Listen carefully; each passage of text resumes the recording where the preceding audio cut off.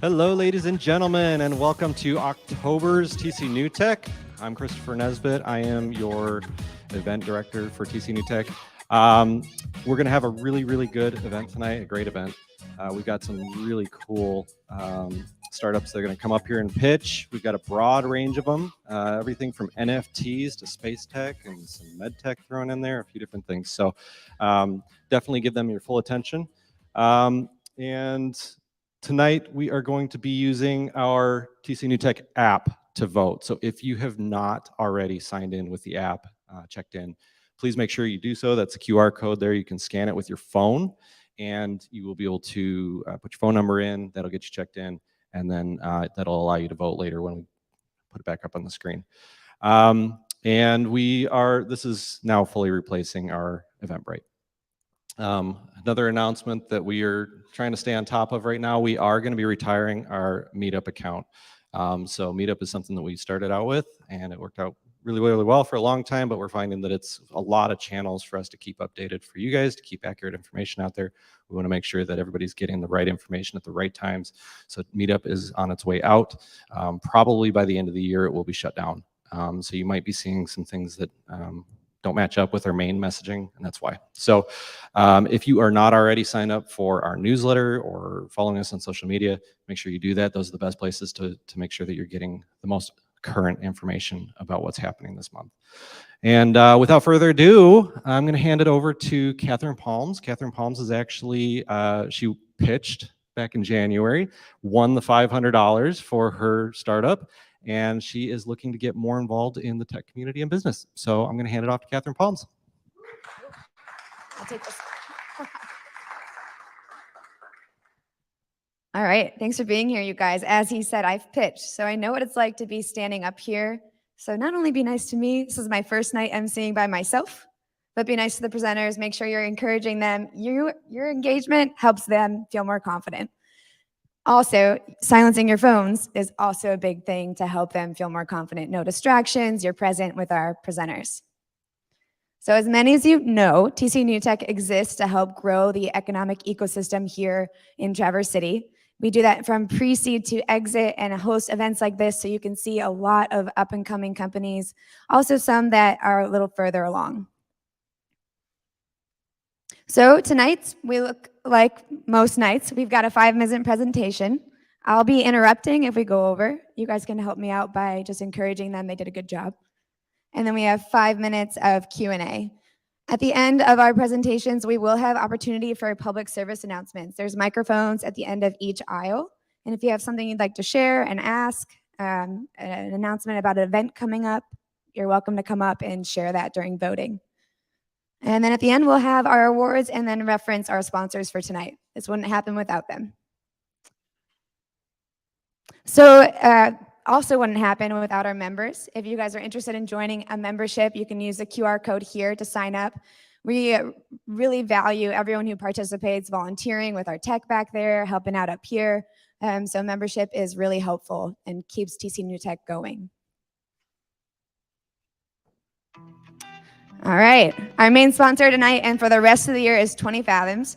Really awesome work that they're doing, and we are proud to partner with them in a lot of different ways. I'm going to invite the executive director up, Eric Roberts, to give a few updates.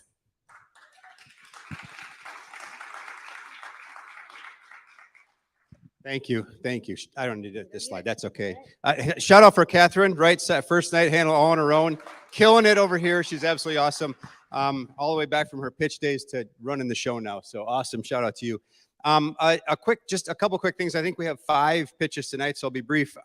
First one, I want to just do a shout out to the ecosystem as a whole.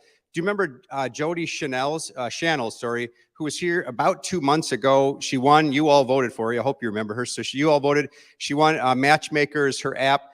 And so she got $500 and won here. She joined 20 Fathoms about a month later, got hooked up with a mentor. She's had 2 very important, meaningful meetings for access to capital. And just this week, we found out, I hope I'm not stealing your thunder, Corey, the Center on Rural Innovation out in Vermont that we partner with, she's a finalist for their national pitch competition. So she'll be in the running for I understand it starts at $10,000. They're trying to raise more money right now to get it up from that. Non-dilutive, just money that would go to Jody. So I think it's a good, it's a reminder of how powerful it is to get into this ecosystem as a startup, all the great things that can come out of it. That's not to take anything away from Jody. She's the rock star. Any success she's seeing is a result of her. But it starts with events like TC New Tech, what we can offer at 20 Fathoms and Northern Michigan Angels and all these other organizations that are out there, hugely helpful to start a business. So if you're in that space, come talk to somebody, whether it's talking to somebody tonight and pitch, come talk to 20 Fathoms, find Jody to talk to you about Northern Michigan Angels. There's a ton going on in our ecosystem. I don't know if you saw, we had no idea the media was coming like this. We got a grant last week, 20 Fathoms did, a gateway grant through the MEDC, and didn't really think that much of it. It was really good news, awesome news for us. The media was incredible. I got bombarded with interview requests, and almost every one of them started with, man, we keep hearing about all the amazing things going on in Traverse City. Can you just start by telling me what's going on with all that stuff? So that's pretty cool, right? That's something where our message is getting out, and downstate they're starting to hear more and more about it. So that's really cool. Pump up, great for the ecosystem. And then the second thing I want to talk about is I told you probably midsummer that we over at 20 Fathoms were beginning to get kind of full. That capacity was set. I said, get your spot now. We hit that capacity. End of summer, we got full. Our dedicated desks are completely booked. There aren't any available. And I told you that was coming. But the good news is we bought more. So a little bit of a risk to me. We went ahead and got another pack of those desks, please. And those are going to go as fast as well. They should be in probably in November. Get on the waiting list now if you have any interest in joining. We'd love to see you. We'd love to have you. We think it's a big benefit to be a part of our membership and the access that you get there. But those should be, again, available probably mid-November. Please come and see us. And then last, one trivia question, because it's kind of fun. Does anybody know what happened, other than the people I talked to earlier, what happened 150 years ago? 150 years ago. It's actually November, but call it right now, 150 years ago. The first train arrived in Traverse City. All right, 150 years ago. Can you believe that? Jay, were you on the train? Were you? Anyway, a little bit of trivia. And by the way, 175 years ago, which is 1847, is when Horace Boardman arrived in that West Bay right out there to build his little lumber mill and start the city. So kind of cool stuff I came across this week. Anyway, I'll turn it back over to you. Thanks, Catherine. Thanks, Eric. All right, tonight's sponsor is Haggerty for the $500 prize. Really awesome. We love Haggerty, and I'm grateful for this sponsorship. Next, I'm going to invite our quick tips speaker up tonight, Jay Meldrum. He's going to talk about ethics for startups and entrepreneurs. Woo! Let's go, Jay. Jay, would you like the clicker? And stand right there. We can put the microphone right there. I can definitely do that for you.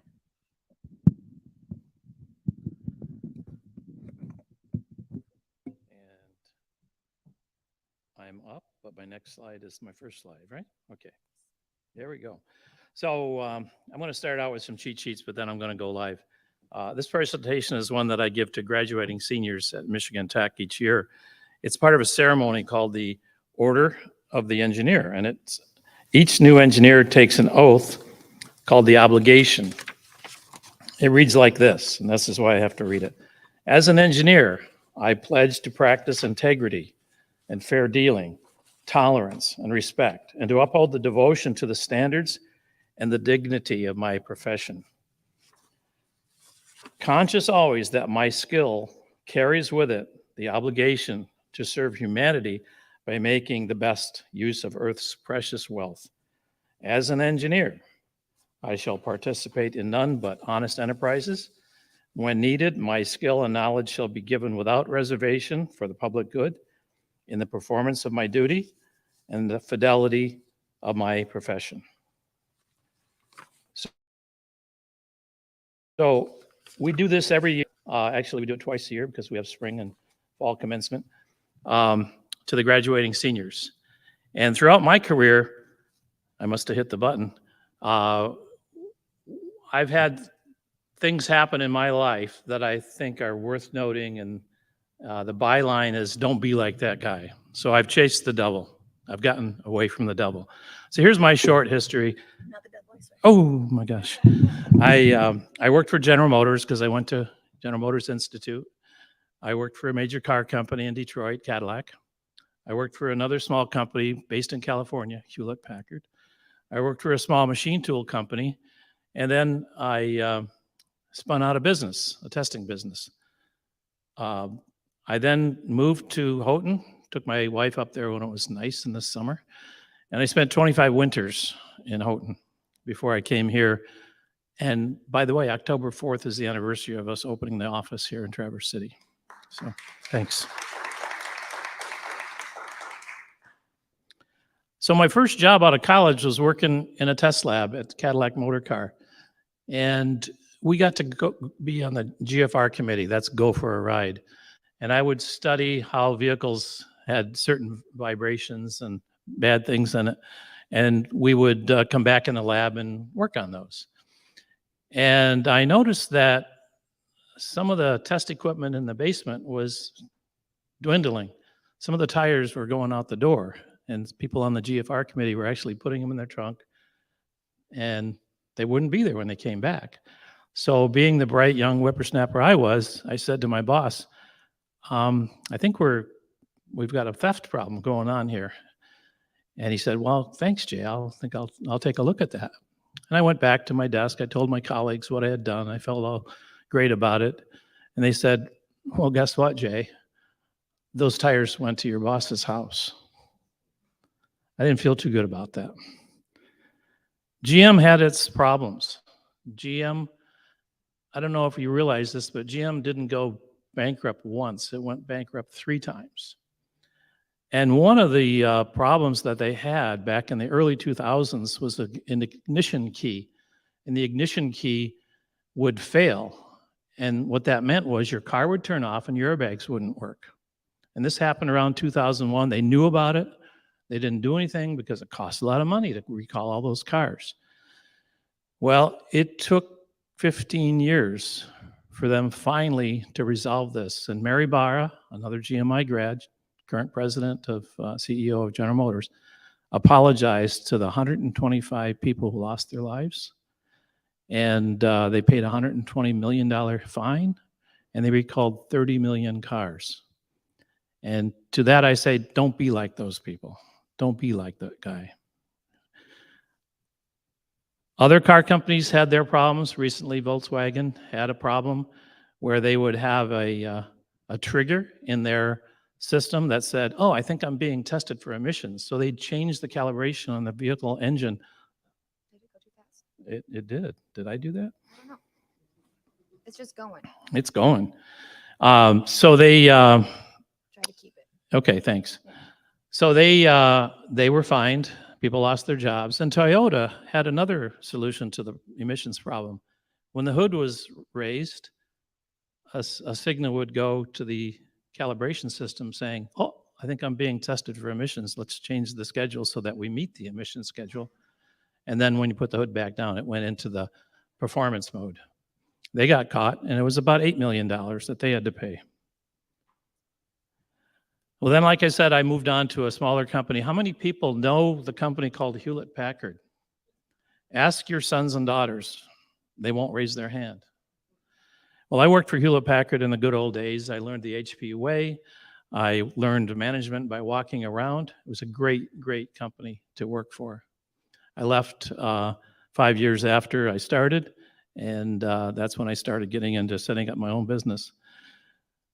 In 2006, new management rolled in, and the president, CEO at the time, had a problem with the board of directors and actually put wiretaps on the board of directors' phones because they thought they were leaking information from the board meetings. And as you know, if you're a board member, what's talked about in the boardroom stays in the boardroom. Well, they got caught. She lost her job. Several other people lost their jobs. A big black eye for a great company that Hewlett Packard is. My last couple instances have to do with the Collegiate Design Series. I ran a competition called the Clean Snowmobile Challenge. There's other competitions, Formula Car, Baja Car. And I was at a conference once in Chicago, and I'm showing off the snowmobiles. And I hear from the other side of the room, a person from a particular university, which I shall not name, say, oh, I remember that Formula Car program. They had this silly noise test. And the noise test, if you failed it, you got kicked out of the competition. So what we did is we had a remote control switch, and we'd flood the engine and the noise would go down. And I thought to myself, here he is, many years later, bragging about cheating. It made me sick. In the competition that I ran, there was an electric snowmobile category. There isn't anymore because that's too hard for students to work on, by the way. Even engineers today can't make an electric car worth shit. Excuse my French. But we worked for 3 years making really, really safe rules for these electric cars. A battery management system was the main thing. This team that I'm showing here couldn't get their battery management system working. So I asked the captain of the team of the university that shall not be named, let's call it Baltimore University, to talk to the students and from that team and say, help them out, see what they have to do.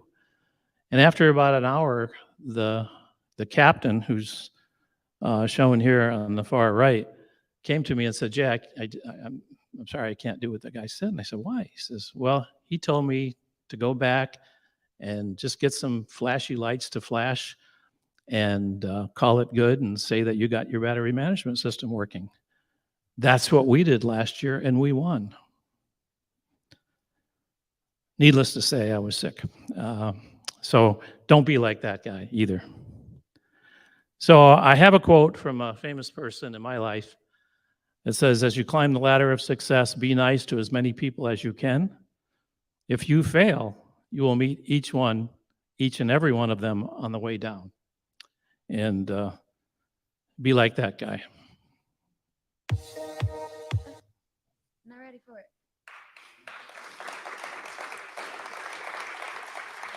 Thanks.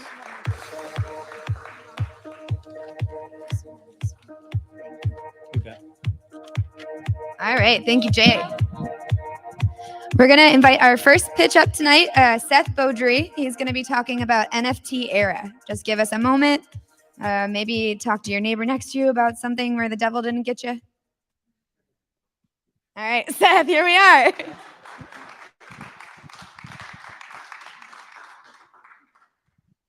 Awesome. Yeah, I can.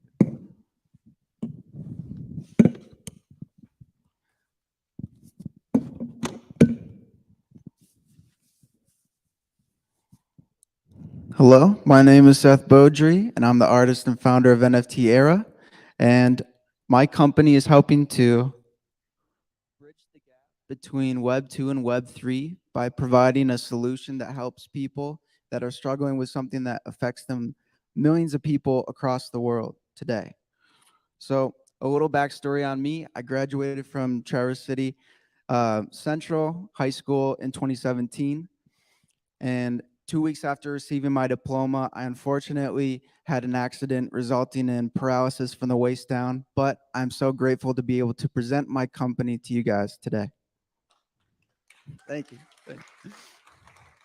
So my wheelchair now is how I navigate through life, and without it, I can't imagine even being able to move at all. Currently, there are millions of people across the world that have a limited access to mobility. Unfortunately, this is a luxury in the modern day. Millions of people don't have access to a wheelchair. So Beeline Wheelchairs is a nonprofit organization that helps solve this solution by providing durable, affordable, cost-effective wheelchairs, prosthetics, and walkers to people, mainly in Guatemala, but other parts and third world developing countries. So an NFT stands for a non-fungible token. It's an asset that could be traded and sold on the blockchain. Most popularized by the project Bored Ape Yacht Club. And this project was just made by two guys in September of 2021. And now their project is worth a whopping $4 billion. Yeah, pretty crazy. So the good news is I'm early. Only less than 1% of the entire world owns NFTs, but that won't be there for long because large corporations and organizations are flooding the market in the next couple of months, such as Apple, Nike, Adidas, Coca-Cola, and many more to come. So luckily, I am deploying my project before this mass adoption, but it's coming in a very short amount of time. So here are some statistics that I provided to you guys that I can delve into in the Q&A. But for time's sake, I am launching my project onto OpenSea, which is the largest NFT platform today.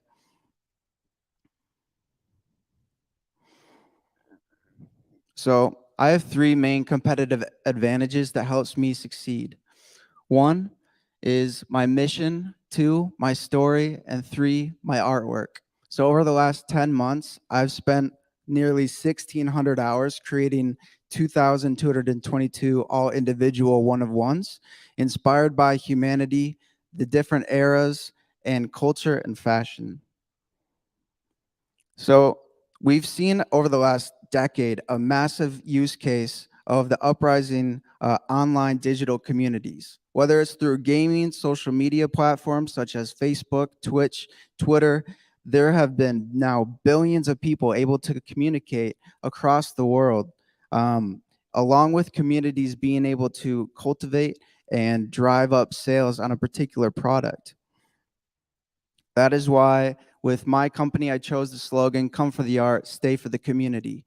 Because in this, especially coming out of a pandemic, we have found just we need people, and communities online are helping solve that issue, along with my company, NFT Era.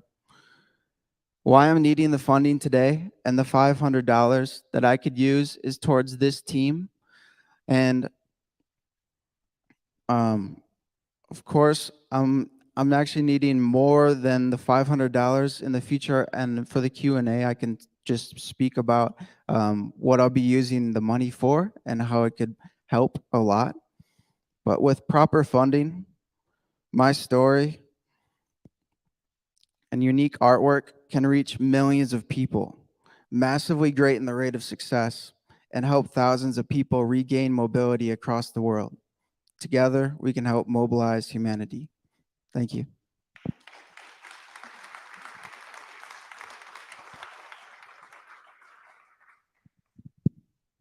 Yeah, just for time's sake, I wanted to address the first question and answering it myself with, is there more nonprofits out there and why I chose Beeline wheelchairs?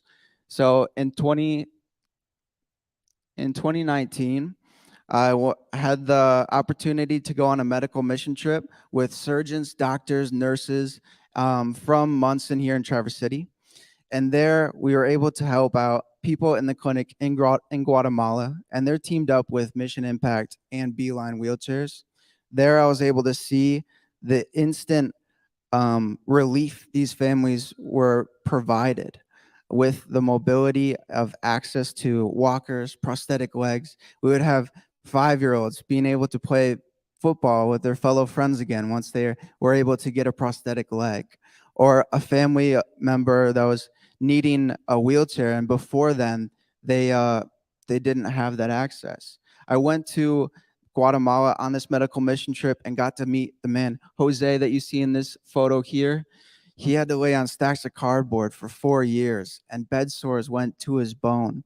Unfortunately, he didn't have the access to a wheelchair soon enough, and after I met him, he passed away 3 months later.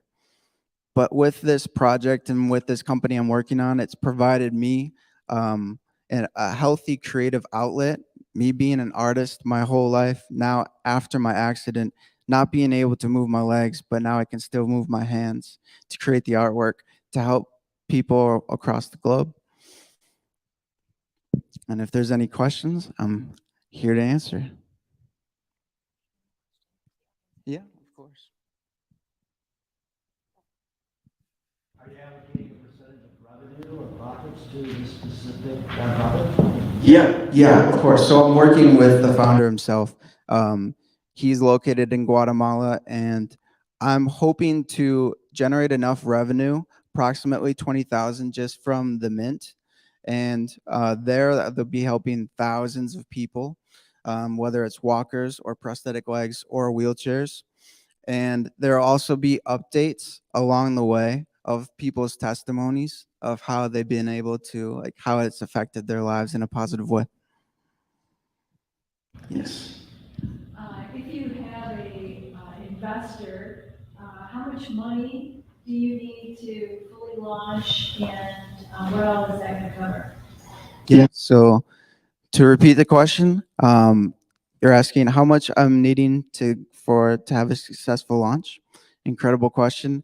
I'm seeking to raise 50,000, and depending on the investor that comes on board, needing a percentage of mint.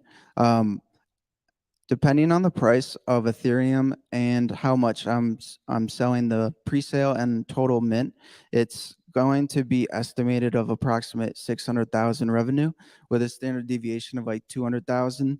So people can come on board and receive a percentage of profit.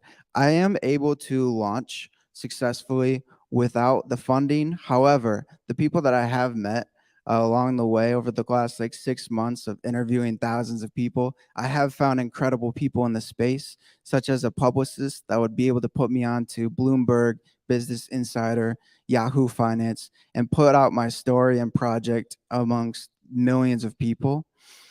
So it's just providing that access to exposure with the funding, along with being able to afford community outreach, community mod managers, Discord moderation from different times of the day to have it 24/7 and so forth.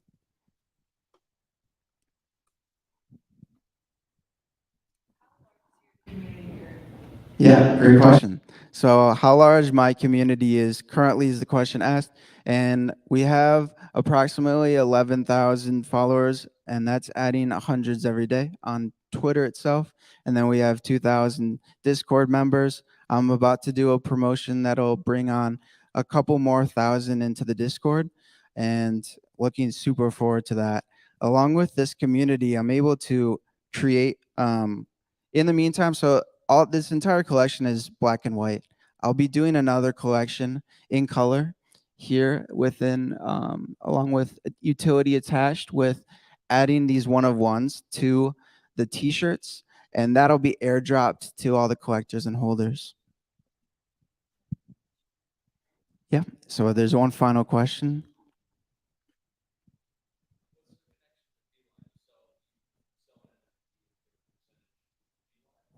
Yes, yes. So I'm using NFTs to create the capital to help Beeline, to raise money to send to Beeline wheelchairs, and then from there he will be able to help delegate those funds properly. It's approximately $300 for a wheelchair that they're creating. There's different price points for different prosthetics or walkers, but essentially being able to cultivate and generate enough revenue to help out truly thousands of people in the next few months to come. Thank you so much, everyone. Oh, let me. Perfect. Thank you, Seth. All right, so we're on to our next pitch tonight, and it's with Dan Scudder of Space International. Oh, sorry, I got one more slide here. All right, Space Interactions, Inc. Welcome, Dan.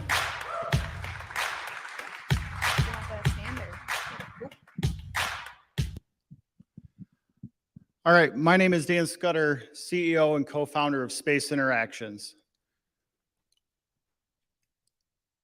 So what if I told you that trillion-dollar industries and your 401ks could be threatened by a 1 centimeter paint fleck? Would you believe me?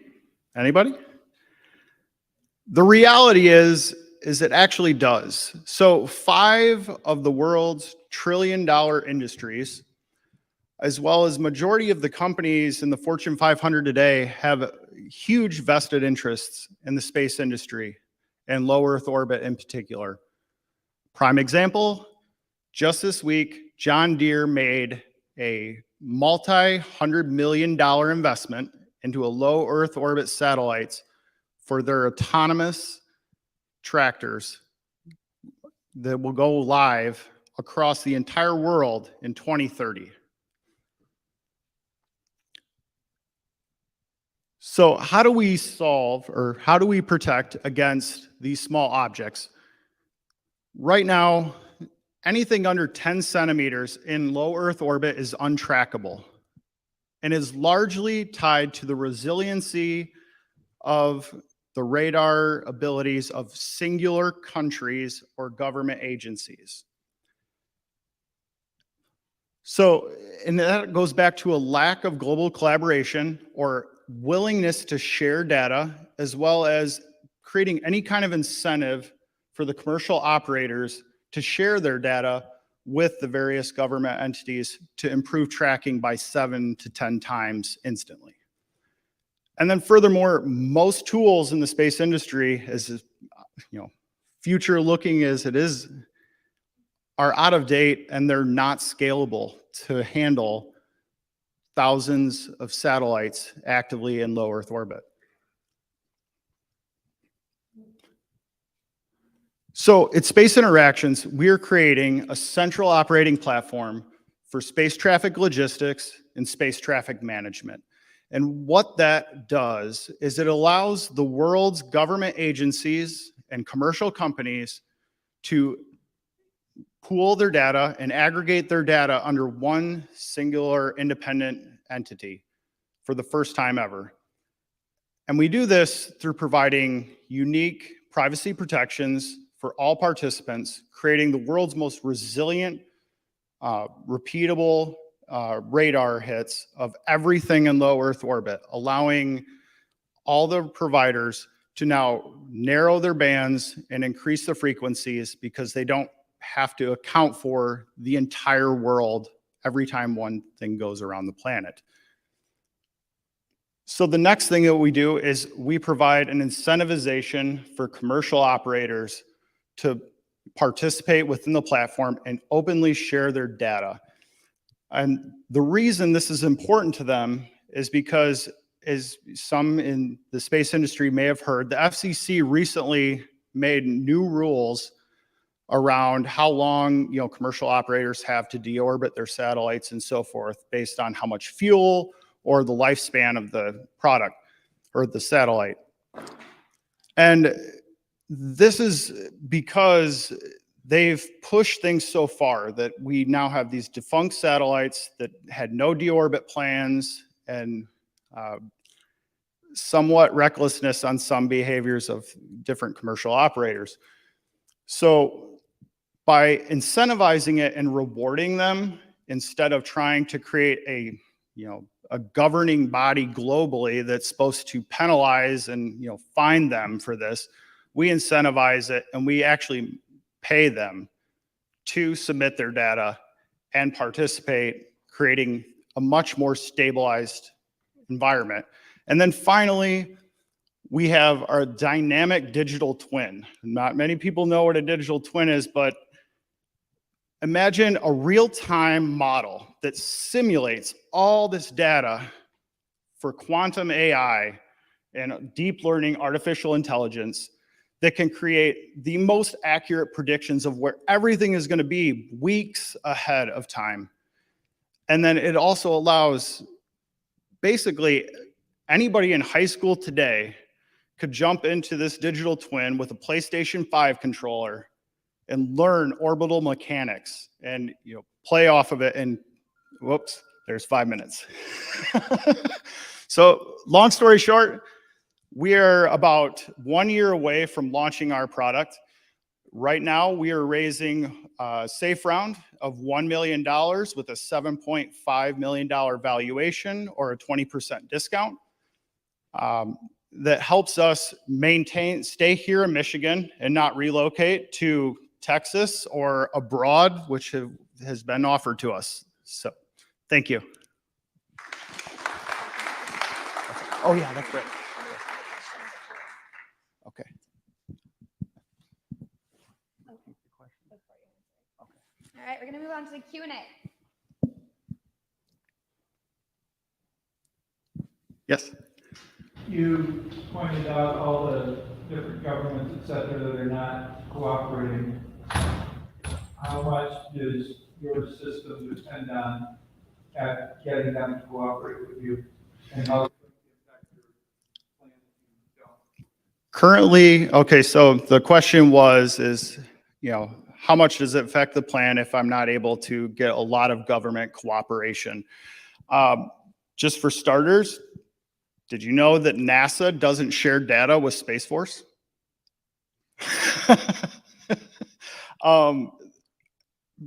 Believe it or not, so right now, everything in low Earth orbit goes around the planet in about 90 minutes. If just the members of the Artemis Accords, which is everybody that has agreed to cooperate and already share data on the moon, agrees to share data in low Earth orbit satellites, every object in orbit will be hit every 15 minutes, resetting the algorithms and the predictive model so that it's like there's no variance. Like right now, there's 5 kilometers of variance. It's baked in to everything that they track because that's how the algorithms are, is what I'm told. I have some astrophysicists that have tightened it up a bit from that, but ultimately, if we can make it at 15 minutes, there should be less than meters of variance. Now, orbital debris companies like KMI up in Marquette can be successful. They can be economical in recovering that debris and recycling it to use for future missions. Yes, sir. What's your competitive advantage? Our competitive advantage is that we are not stood up by a Department of Defense of any country on this planet. Everybody else that does what I do they have a grant from a Department of Defense or a defense contractor. And because of that, it very much limits how much other governments are willing to let you come in. And this is such a valuable proposition that one of my competitors is spending hundreds of millions of dollars to acquire radar networks around the world in order to do it. And we can do it just by bringing together the resources that are already in place without having to spend all that money of investment. Yes, sir. You had mentioned incentives for both commercial and governmental entities to be involved. What are those incentives, and has anybody expressed interest yet? Yeah, so the government part is a little bit harder to incentivize it for them. It's a different animal. But for commercial operators, the incentive is they get up to 75% off the base rate. So if you were to, if you just report with your governing body or the UN, from when you launch it, there's some providers that don't ever report, that their satellite is in the right orbit. And so we have what's called an analyst or unknown object in that orbit, and they kind of assume what it is. But until the commercial operator reports it, they don't make it official and give it a NORAD ID number.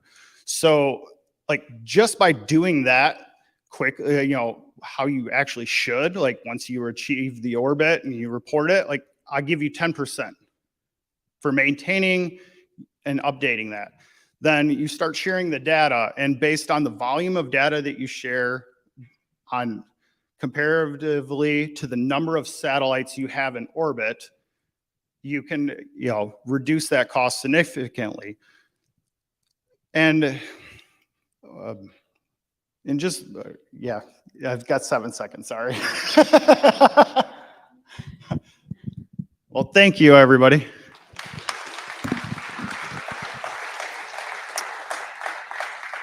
And a reminder, if you have more questions, feel free to connect with a presenter tonight outside or after. We'll be talking about a place to go to grab drinks after as well. So we have a brief interruption. Everyone can take a deep breath, maybe shake out their shoulders, jump. No? Okay. I was asked because a representative could not be here to share an update and kind of more of an announcement for Creative Coast. So bear with me. I'm going to read it. Really cool opportunity. Think right now about people who don't live here that might want to. Everybody know somebody? All right. So Traverse Connect and Michigan's Creative Coast are pleased to invite 10 individuals from outside Grand Traverse region to attend the annual Economic Summit on November 7th at the Grand Traverse Resort. They'll be attending as Northern Explorers. So these individuals will receive complimentary tickets to the event where they can network with over 550 people in the industry. In the weeks leading up to the event, Traverse Connect and Michigan Creative Coast will showcase their bios, resumes across platforms to potential employers and connections. Pretty cool, right? Yeah. Start thinking of those people. So last year, several of our Northern Explorers, ours, not mine, theirs, had great success. One of them landed a job with Brinton Inc. through the program, and another one utilized her connections to move from Juneau, Alaska to Traverse City. All right, so if you know someone hoping to make their moves to Northern Michigan, we ask you to encourage them to apply for the unique opportunity and discover local employment opportunities. The deadline is October 14th at 5 p.m. So pretty quick. All right. We're going to invite up our next pitch, Rodney. I said your last name first. Sorry, Rodney. We joked about that earlier. All right. Rodney Tezar talking about President for a Day.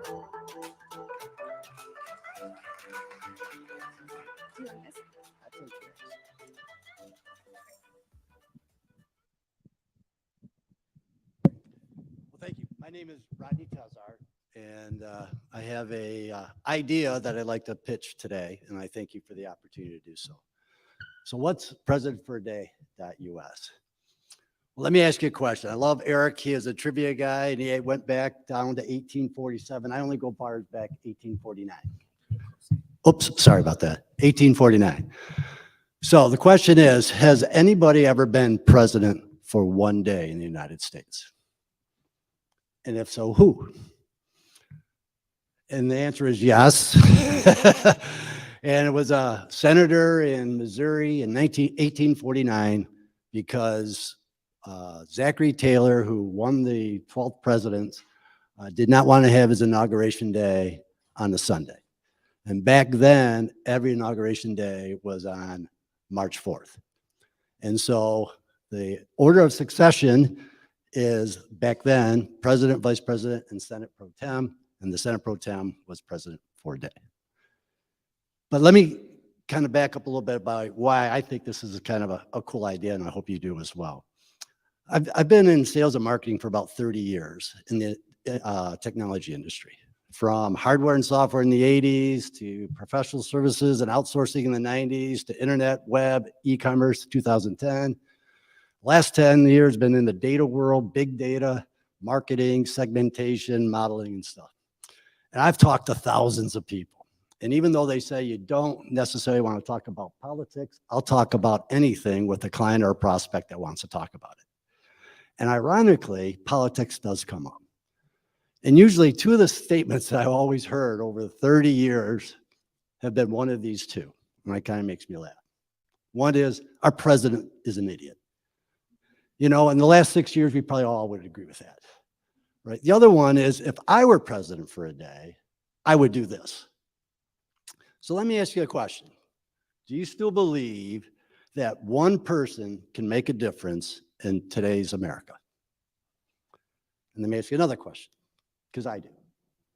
Do you believe that we're a melting pot and not this divided country that are at each other's throat? Because I don't believe exactly what you say. We seem to have lost the ability to agree to disagree. We've lost the ability to debate. So my idea was, with technology, is there a way to leverage it, right, to foster debate? And everybody's heard about crowdsourcing these days. So my idea is, how do we leverage crowdsourcing technology, right, to foster debate in the American populace again? Because I don't know if anybody can really trust all the social media platforms or all the news organizations or all the pundits, because they seem all to have their own angle or benefit. So I'd like to go out and look. 350 million people make up the United States. 250 million people are eligible to vote. 150 million actually voted in our presidential election 2 years ago. So my target is, how do I get to 50 million people, right? 20% from the ones who don't vote and 20% who actually did vote, and get them to start dialogue and creating debate ideas to solve some of our problems. So what is it? How does it work? I don't know how it works. That's why it's an idea. But theoretically, what I'm looking at is leveraging technology is, how do you get somebody to submit an idea? How do you get the crowd to debate it? How do you get, through machine learning, artificial intelligence, to score those ideas and declare a winner? And then foster that conversation of what would you do for a president for a day, and build a solution, a plan that can be distributed to every elected official that's in where you live. And we could have a database. I've been in the data world for the last 10 years. I mean, there's every bit of information of name, address, email, phone number, whatever, of everybody out there, including your elected officials. And what would happen if these elected officials started getting millions of emails with a plan to fix our problems? So there's the 5 minutes, so I'll just end on. Oh, because my last thing is, what is the ask? I'm asking for everything, right? Because I don't have infraday.us, but I have about 80% of an idea and a plan. And I'd like to talk to more people about the contributions they can provide, whether it's technical skill, web skill, written skill. More importantly, I need some cloud computing, not cloud computing, crowdsourcing, because there's like 4 different kinds of crowdsourcing. So that's my ask. So hopefully one of you guys would like to talk or ask some questions. So let me go. Here's my contact information, but anybody has some questions? Sure. How would you deal with trolls and bots that can do trolling at computers? Good question. To be honest with you, I don't know. Oh, the question, I'm sorry. The question was, how do you deal with trolls and bots? I wouldn't know that off the top of my head. But there are technologies today that do deal with trolls and bots, and how you filter those out. So I just need to get the right resource to be integrated into the solution to address that particular problem. Any other questions? Sure. Have you thought about how you might monetize this? Yeah, there's a couple of different ways that I've thought about, right? In a traditional, as part of the solution, you need ability to interact with the crowdsourcing. So a mobile app, download a mobile app for a certain $1, $5. If you target 50 million people and you get 10 million, there's a revenue stream there. Membership, because the goal potentially would be is, if you got a movement of this big, it's almost like a lobbying force in itself. And if a membership to actually promote the distribution of that data. And then the other thing was, had an idea about, if you're going to debate, you need a moderator. It'd be nice to have a sponsor to sponsor the moderation of the debate on the crowd.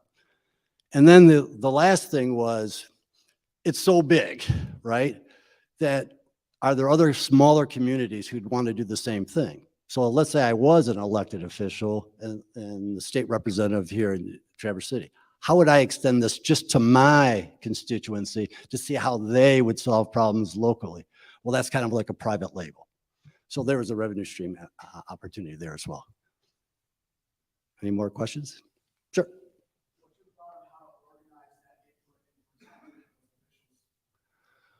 The question is, how do you plan to organize that input and to share it with which officials? Let me clarify. Just elected officials? Well, the elected officials is going to be by brute force. And what I mean by that is, if somebody comes up with a plan and an idea, and I want to share it with an elected official, it's very hard to get in front of them, right? So I'm going to send a million, not me individually, but let's say collectively, the million emails go into their inbox. I have their direct mail address of where their office is. I actually have their direct mail address where they live. I have their cell phone number. I mean, I can penetrate their veil, right, to communicate that idea. And I would think or hope that if elected official was getting thousands of good ideas daily, weekly, monthly, someone's going to take note. But it's a public, it's kind of like a public civic duty. The idea is for free. Hopefully they will participate in taking advantage of it. And maybe some of that money, that $30 trillion in debt that we are, maybe some of that money will get back to the people who could really use it and benefit from it. Any other questions? Sure.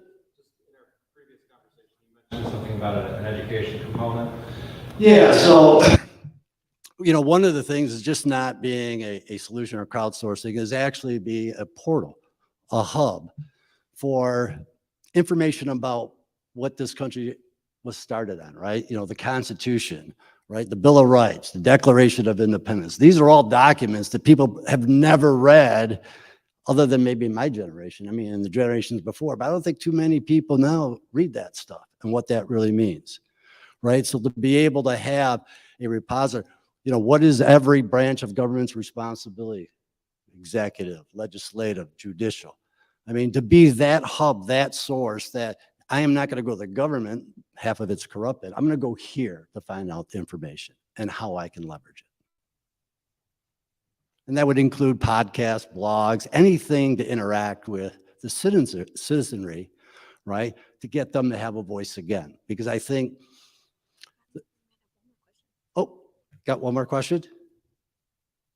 I only have time for one more question. I'm sorry. Is that on? Well, have you ever posed your idea to Mr. B on YouTube? No. You know Mr. B? No, I do not. He provides a lot of educational videos on YouTube, U.S. history, but particularly focused on presidents. He's known as the president's guy on YouTube. Really? And he might be interested in your proposal. I'll definitely look that up. Thank you for sharing. So that's it. Thank you very much.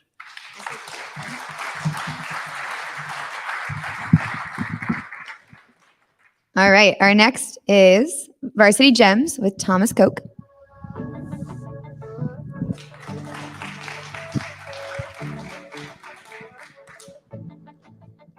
All right. Well, thanks a lot for having me tonight.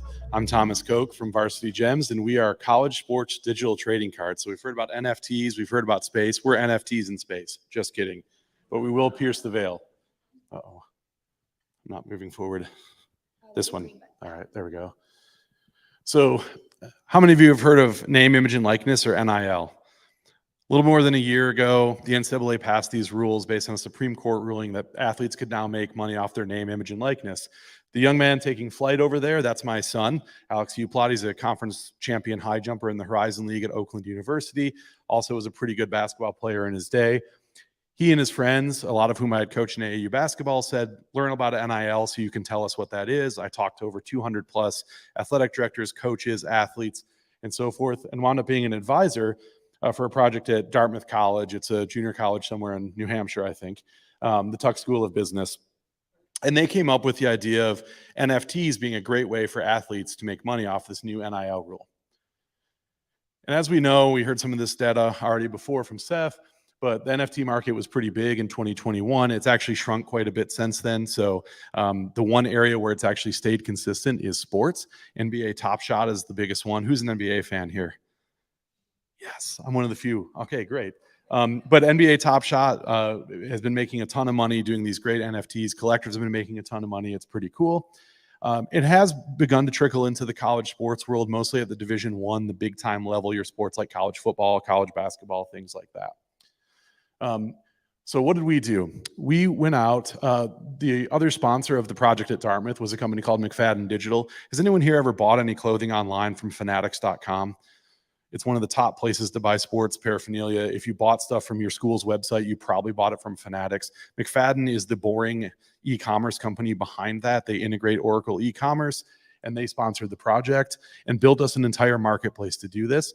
And we also did a lot of work with the Platform Strategy Institute, which is at Massachusetts Institute of Technology. That's another junior college. I think that one's in Maine. And the reality was we wanted to create a platform that made it really easy for student athletes to create NFTs and get in touch with their fans so that their fans could buy the NFTs. Right now, we have a bunch of partnerships, predominantly with Division II conferences, the GLIAC here in Michigan, the SAC, which is in the sort of South Atlantic region of the country, and the Northern Sun, which is up in the Minnesota area. And we're talking to number of other conferences across the country. We're also working with Delorum, which is one of the biggest apps that connects athletes and brands in the NIL space. We do focus on smaller schools and conferences. Why? Because they have rabid fan base. Most of their student athletes aren't getting access to the deals under NIL that the big time sport athletes are. And so we know that their fans want to support them. I'm a booster of Kalamazoo College where I played football. I would rather support the student athletes than buy another stupid inflatable tunnel for our school. Our business model, we sell these things. Right now, the typical NFT goes for $100. $75 goes directly to the student athlete. The rest covers our costs and our platform profits and things like that. Our goal had been to onboard 4,000 athletes by the end of the year.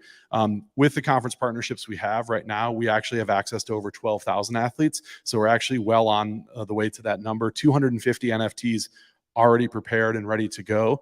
And so we'll get there pretty easily. Those athletes, we're actually going to launch either this week or next week. So depending on how our payment gateway actually functions, it'll be launching and you can go buy NFTs. Phase 2 will be a secondary market where people can trade these, things like auctions and the ability to do like team pack drops, working with some entire teams out there across the landscape. Like I said, launching this week, number of Division II athletes. We did a launch with the Hope College basketball team and a lot of GVSU female athletes. Female athletes actually do very, very well when it comes to NIL. It's pretty exciting. They kick boys' butts in Division II. We're active on all the proper social media channels. Please check out our Instagram at Varsity Gems. We're on TikTok, Discord, all those things. And we're doing some pretty aggressive PR. We've already had a number of articles released. We're getting some more. Next week, I'm going to be in the Buffalo Business Journal in Buffalo, New York. So I'm sure you guys all read that. This is a little bit about the competition, and that's my 5 minutes. Great. Oh, 30 more seconds. Great. This is the team, me, Evan Marsh is our CTO, Brendan Casey is a great CMO. He's kicking butt right now, getting us in front of people. And these are our advisors, Tom McFadden from McFadden Digital, Dr. Peter Evans, look him up. He's from the Platform Strategy Institute and knows all this stuff about NFTs. He's amazing. And the guy from Dartmouth, who I have to acknowledge, as you can guess by his name, he's from a country that's currently an enemy combatant of ours. Last I heard, he's actually in Uzbekistan, so hopefully he'll be able to work with us again soon. But right now, he's just a Dartmouth MBA grad that can't work in the United States. So any questions? Yeah. Go ahead.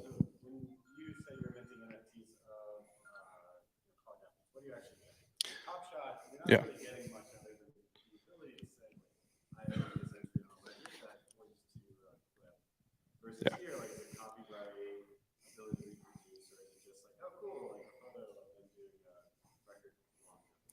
It's a great question. He asked about what we actually get with the NFTs. First of all, we don't actually mint the NFTs until someone buys it. Initially, it's called lazy minting.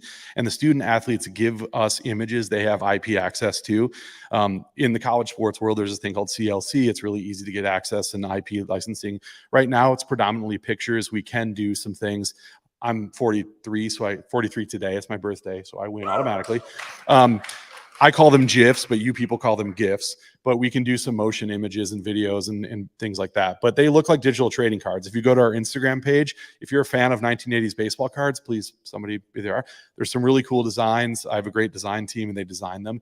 And we also have a partnership with a digital frame company. So if grandma buys it, she can put up a digital frame with the NFT of grandson. I say that because one of our athletes is Cade Peterson, the quarterback at Grand Valley State. Go Lakers!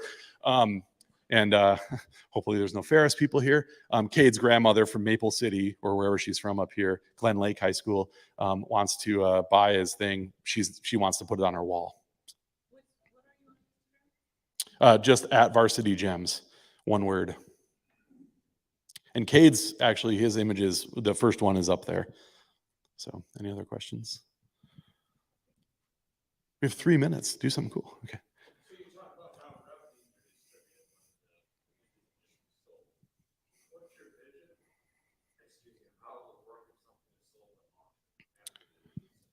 Yeah, auctions are pretty straightforward. A percentage will still go back to the student athlete. It's not 75% at that point in time. It's a lower percentage.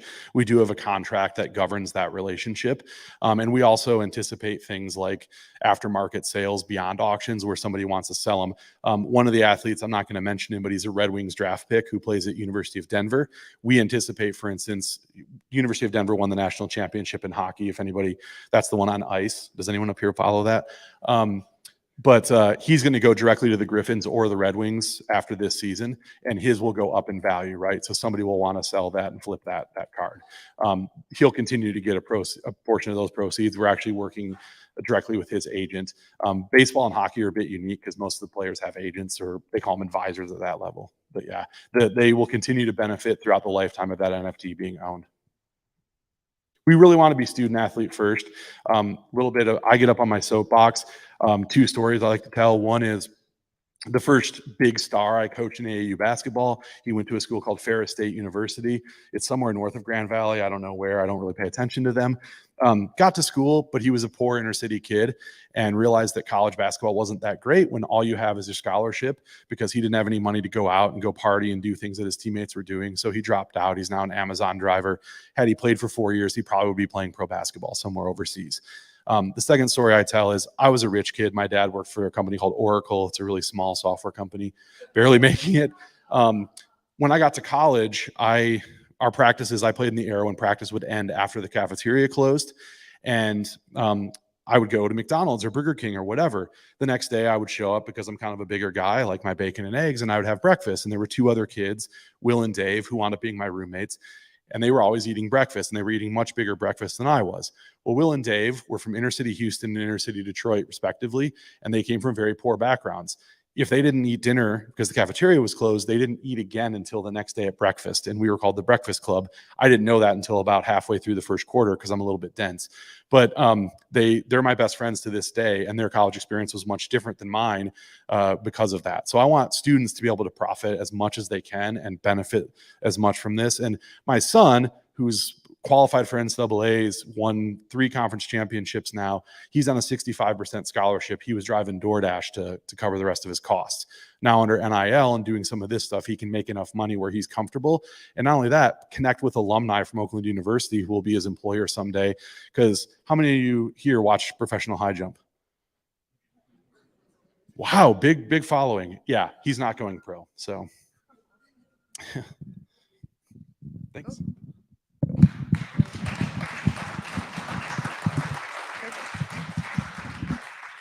All right. Happy birthday again. I was told that and I forgot, so apologize. Happy birthday.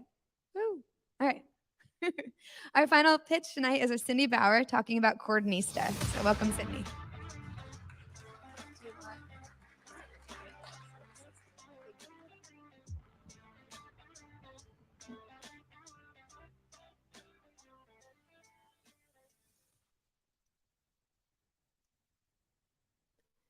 Nurse care managers face barriers in the field every day, from finding out late about healthcare notifications to wasting time driving unnecessary miles.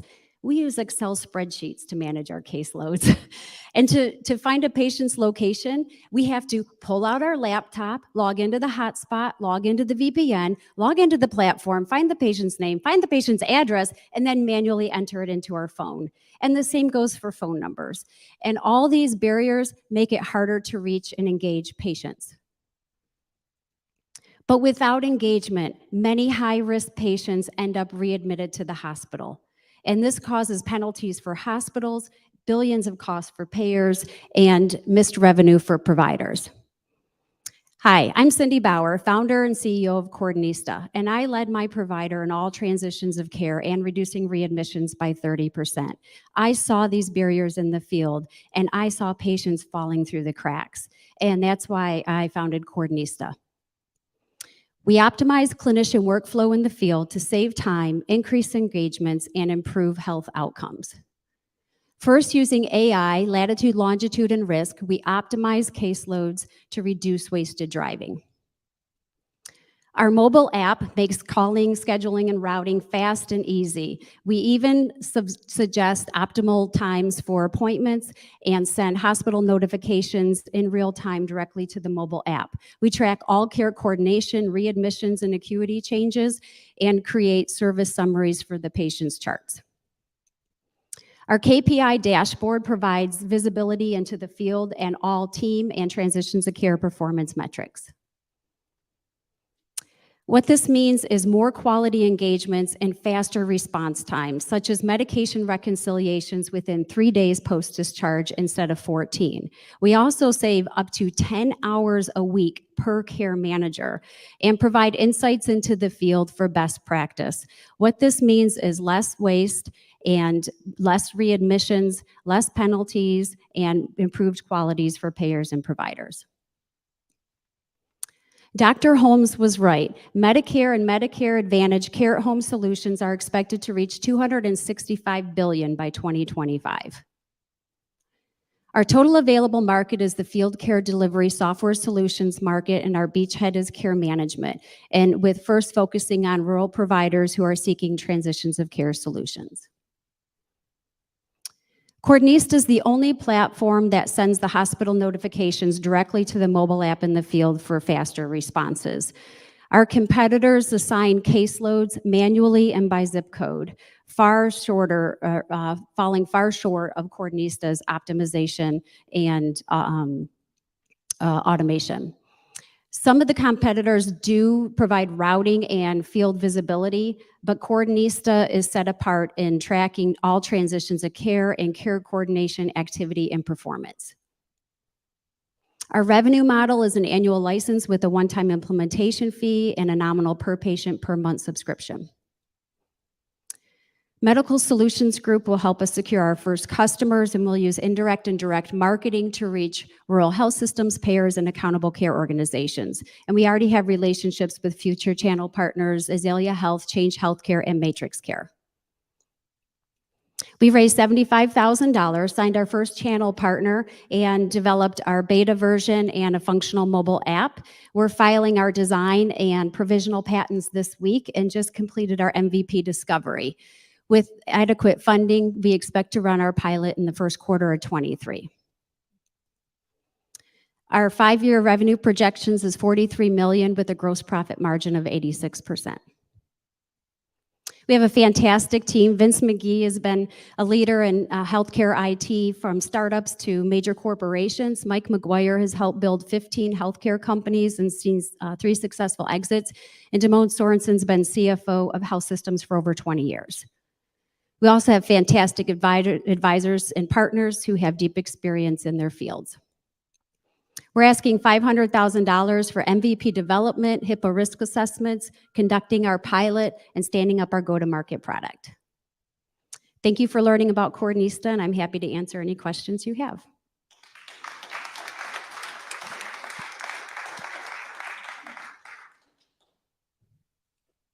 Yes. Your design looks really fantastic. How old are the competitors that you're competing with, and how likely is it that you can unseat them, or are they also still fairly early? Yeah, thank you for the question. He asked, he said our designs are fantastic. So thank you for that. And how old are our competitors and how likely are we able to unseat them? So we have a number of different competitors. Actually, in care management, a lot of them are legacy platforms, which is what I used and a lot of nurse care managers are on right now. And so they don't really have the capabilities of the integrations. And so so there's those platforms. There's also more cloud-based that are newer right now. But where we really have open field is the routing and optimization and mapping. The care management platforms right now aren't even touching that or looking at that. And I got that idea because I had experience in the past doing campaigns and using technology to help send field teams out door to door and to homes. And then when I went back into care management, I saw that we didn't have anything like that. And we were just blind and driving all over the place. It's crazy. So Sorry, I hope that answered your question. Any other questions? I saw some logging and field visibility. Do you monitor that provider's location and geofencing on the patient's location? And how do you deal with that in areas like this where some areas are not? Right, no, exactly. So that's something that some of the competitors do is he asked about geofencing and how do we have visibility into the field.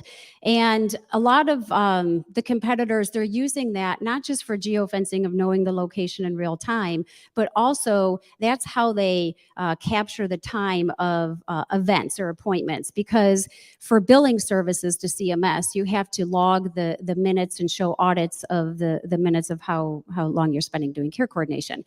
But what that doesn't do, and the gap and why we don't use it, is a lot of care coordination that's done isn't always done at that patient's house at that location. And so an issue across the industry is there's a lot of work being done in care coordination that's not being captured. So we don't do it that way. We do it differently. And it's part of the mobile app and how we capture not just the location, but all care coordination that's being done, whether it's in the field, whether you're sitting at your office, on the computer, wherever you are. Yes. Within a client healthcare system, who is actually doing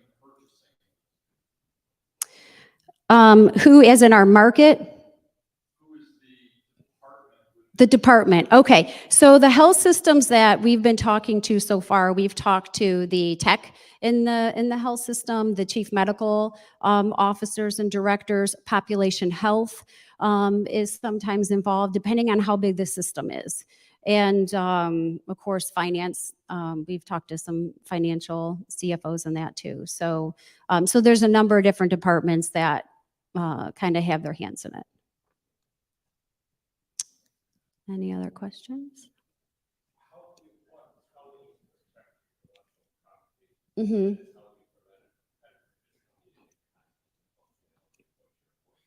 Yeah, so IP is important in our IP strategy. Boy, have we had a lot of discussions about that with a lot of advisors as well. We did decide to go the route of filing patents. And so we are filing this week our design and provisional patent to start that process as part of our IP strategy. And so, yeah, that's something that's on our radar that we're really careful about. Yeah, so in the care management, which is our beachhead, in which because field care delivery is home health, hospice, mobile primary care, and care management. So those are the 4 big sections in field care delivery. So in care management, very little competition at all. In home health, there are a few platforms that are doing now. They're incorporating mobile apps and routing and mapping. However, their business model is very different than care management. So in home health, you have each patient kind of enrolling one at a time, and it's more of a manual assignment to somebody who's on the team. In care management, care managers have 350 members in their caseload, and they cover large territories. And so you have to be able to assign in caseloads because a health plan could get, a new contract to 6,000 members, and now they have 30 nurses and 6,000 members, and they have to. So, so that's why we're going after care management first. We think it's the best opportunity to start with. I'm sorry, my time is up. Okay, thank you very much.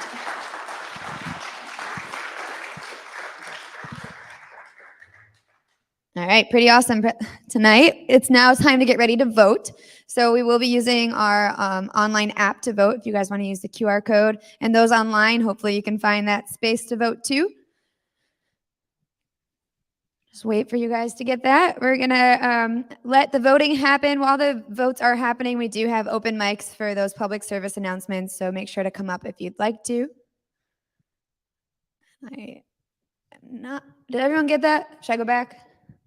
Go back. All right. When you go to vote, there will be a short survey. The survey helps us to keep improving. So take your time to please answer that as well. Do one more minute before public service announcements.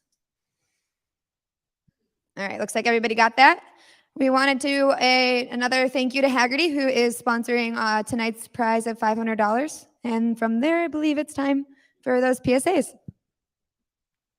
Hello, my name is Tom Mayer. I'm a candidate on the November ballot. If you've applied for an absentee ballot, you might see it in your mail in the next couple days. Where we're at right now is in my district as well as 20 Fathoms. I have most of downtown in my district and the west side of Traverse City and part of Garfield Township. What's unusual about me is that as a county commissioner in 17 and 18, I was elected as a Green Party person. I'm the only person in the state of Michigan who's achieved county status as Green Party, and that's of 83 counties. So what I bring is that I'm not defensive. I'm actually working in the group, and I don't use my political party to hammer the other people. I don't believe in embarrassing people and humiliating people while you're on your job. You wouldn't be able to do it at your job very long either and be successful. So I'm just asking for a vote. If you live in my district, the county is actually divided into 9 districts. And what I'll bring is a very nice approach to working with people who don't all necessarily agree with me or belong to the same political party, because I think we're all pretty tired of that, the divisiveness. What I bring is a much more peaceful approach. Thank you. My name is Tom Mayer.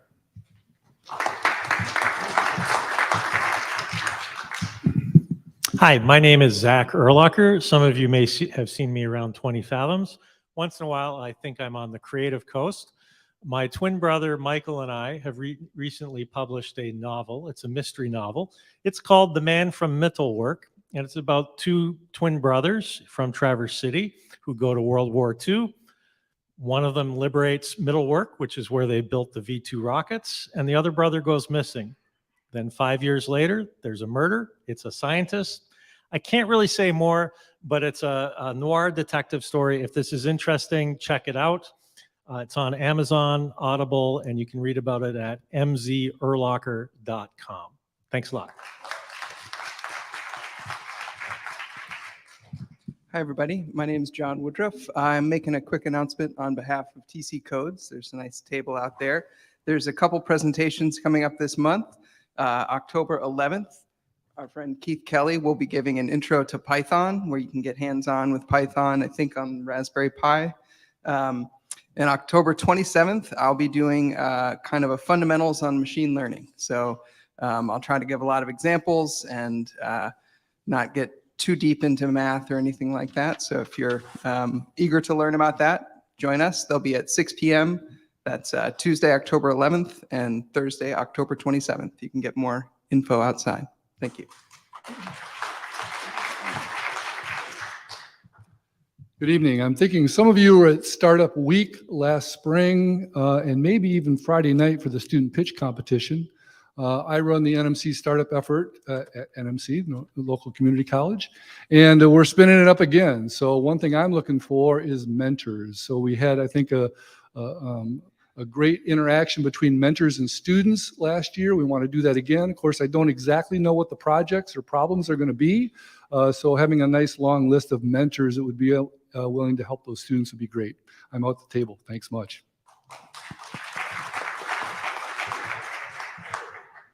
Hello, Chris Schaefer with Elevate Net. Many of you may recognize me from my robotics presentations here with Elevations. We are starting a new season, so I'm looking for more kids who want to be getting involved in robotics, competitive robotics around the Traverse City and Michigan area, elementary, middle school, and high school. Anybody who wants to get involved, please see me. Thank you. Hi, everybody. My name is Hallie Simpson. I am a coach in town, and I am promoting an event with West Shore Bank and MoneyFit on October 18th. If you're a business owner and looking at your financial statements makes your eyes cross, this is an event for you. We're going to help you understand the story that your financial statements are telling you, and it's a free event with breakfast, and I've got some postcards with registration. Come see me if you want more information. Thank you.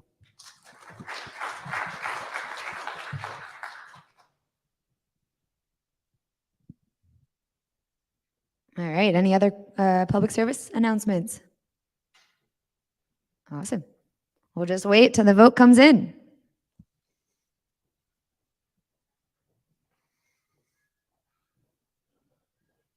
And it looks like it's here.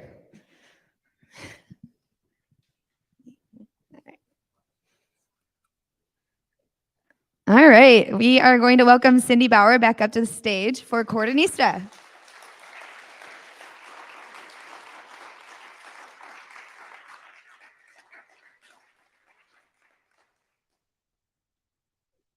Yeah. Oh, I don't know. Thank you. Yeah, cool. Are we doing a photo or? All right. Again, it's my first night alone, so. What do we do? Oh, appreciate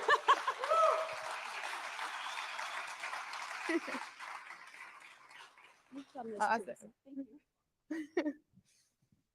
All right, we're not through yet. Again, thank you to Haggerty for that awesome $500 prize. We're going to go over some of our sponsors and congratulate the winners again. Everyone tonight who pitched, awesome job, really heartfelt presentations and pretty exciting to see what's going on. Okay, through our partnerships and sponsors, Creative Coast, which we talked about earlier, if you know someone who wants to move to TC, remember they have an awesome opportunity. State Farm with Susan Sofferdine. Okay, I don't want to butcher it. Cryos Consulting, thank you. I knew it, but it makes you nervous standing on stage talking about really important things. All right. Also, Profit Clean, helping us again, sponsoring Access Point, which I'm missing Lisa tonight. She couldn't be here, but if you've been in the past, Lisa does an awesome job emceeing for TC New Tech. And a shout out to Jennifer out there. Really awesome job too. And then 20 Fathoms again for sponsoring the entire rest of 2022. We're really grateful for that as well. Cool. All right. One last, if you have an idea, if you have a business concept or you're a business owner or you just need some mentoring, SCORE mentorships. I've done it right here in Traverse City. We've got a great network of mentors and really recommend checking it out. Even if you just have some questions or are completely lost but have an idea. Don't know what questions to ask. We also have a job board. If people are looking for opportunities, head on over to our job board at tcnewtech.org/job board. Pretty easy and awesome opportunity to find some good work. All right. Thank you all. Hope you enjoyed tonight. We'll see you next month.